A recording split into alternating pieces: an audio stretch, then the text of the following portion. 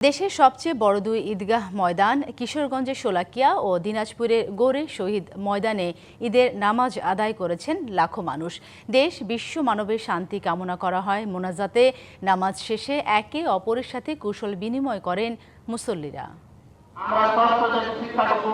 সকাল থেকেই কিশোরগঞ্জের ঐতিহ্যবাহী শোলাকিয়া মাঠে আসতে শুরু করেন মুসল্লিরা। 10টায় জামাত হলেও সকাল 9টার মধ্যেই কানায় কানায় পূর্ণ হয়ে যায় পুরো মাঠ।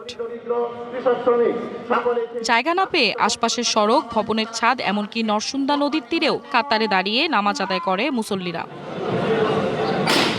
রেওয়াজ অনুযায়ী 3 বার শটগানের ফাঁকা গুলি ছুড়ে জামাতে দাঁড়ানোর সংকেত দেওয়া হয়। 199তম ঈদ জামাতের ইমামতি করেন বড়বাজার জামে মসজিদের খতিব মুফতি আবুল খায়ের মোহাম্মদ সাইফুল্লাহ। নামাজ শেষে কোলাকুলি করেন মুসল্লিরা। লাখ লাখ মানুষের সমাগম ভালো লাগে। 100 বছরের একটি ঐতিহ্যবাহী মাঠ, এই জন্য এই মাঠে নামাজ পড়তে পেরে আমি নিজেকে ধন্য মনে করছি। ঈদ জামাতে অংশ নেন বস্ত্র ও পাট প্রতিমন্ত্রী ও স্থানীয় সংসদ সদস্য।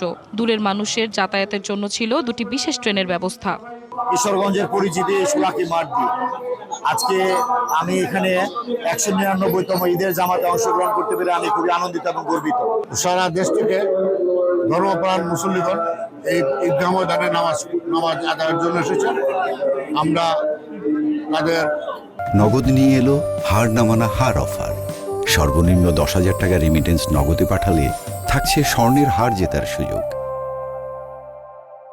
সুস্বাস্থ্য কামনা করি।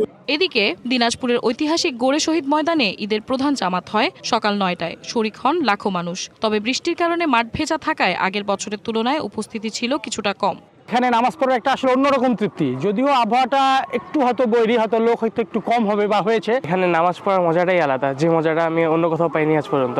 নামাজ শেষে দেশ, জাতি ও মুসলিম উম্মার শান্তি, সমৃদ্ধি ও কল্যাণ কামনায় মোনাজাত করা হয়। DBC news desk.